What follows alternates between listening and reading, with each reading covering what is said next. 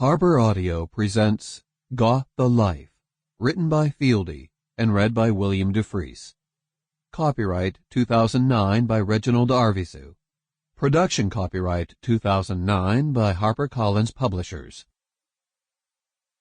Enter through the narrow gate, for wide is the gate and broad is the road that leads to destruction, and many enter through it. But small is the gate and narrow is the road that leads to life, and few will find it. Matthew, chapter 17, verses 13 through 14. Today's New International Version. Preface. Falling Away from Me. I was on tour in 2008 when I found myself checking into a hotel in London where the band usually stayed when we were there. When I checked in, I was taken to a room I hadn't thought about for years. The second the porter opened the door, the memories of one particularly horrible night came flooding back. I had stayed in that room before. Up until that moment, I hadn't remembered much of what happened that fateful night, and now I couldn't get the visions out of my mind. I was having a flashback. I had attacked Dina in this very room. The porter could see I was having some type of reaction. He assumed the room wasn't to my liking. The room was fine. It was thoughts of my former self I was having problems with.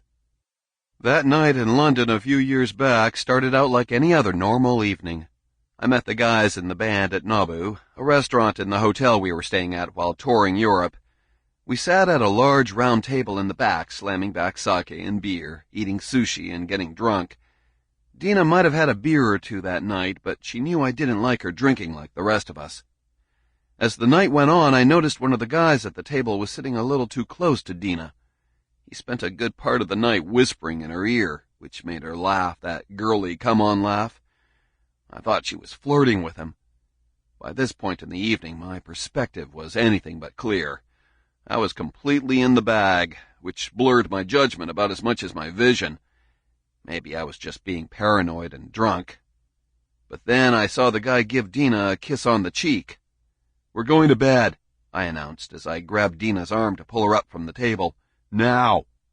I was quickly boiling over with pure rage. Dina had no idea why I was so angry. I wouldn't say a word to her when she pleaded to know what was happening. Silence was my usual way of handling these types of situations. When we got up to the room, I began pushing and shoving Dina around like a rag doll, yelling and calling her a whore. I cornered Dina in the bathroom, where I pushed her so hard she fell into the tub. She was screaming and crying, wanting to know what she had done to make me so angry. I kept telling her to shut up. I didn't want to hear her cries or excuses. I finally beat her down to the bathroom floor before I stopped. I got up for a moment, and when I did, she was somehow able to shove me out the door and lock herself in. I yelled, "I'm out of here!" I pretended to walk out of the hotel room, letting the door slam shut, but I didn't go anywhere. I couldn't hear a sound coming from the bathroom where Dina had locked herself in. I wasn't sure if she was passed out or just stunned into silence. I decided to charge the door to break it down like they do in the movies. That was a mistake. The door was really thick. All I did was crush my shoulder, but I was too drunk to feel any pain until the next day. Eventually, I tired myself out. I was eerily calm when I told Dina that now I was really leaving. But again, I didn't go anywhere. I crouched down a few feet away and, like a hunter patiently awaiting my prey, waited for her to open the door. 20 minutes must have passed before I heard the first sound come from inside the bathroom. I could see the shadow of her feet at the bottom of the door. I heard Dina unlatch the lock. Boom! This was the moment I was waiting for. When she opened the door, I rushed into the bathroom, grabbed Dina, and threw her down hard onto the bed. I was shoving and kicking her until she could no longer fight back. I took a pillow and crammed it over her face. I wrapped my other hand around her neck so she couldn't breathe. Her body flailed about, convulsing from side to side. She was helpless and scared. Something had taken control of me. I didn't even know what I was doing.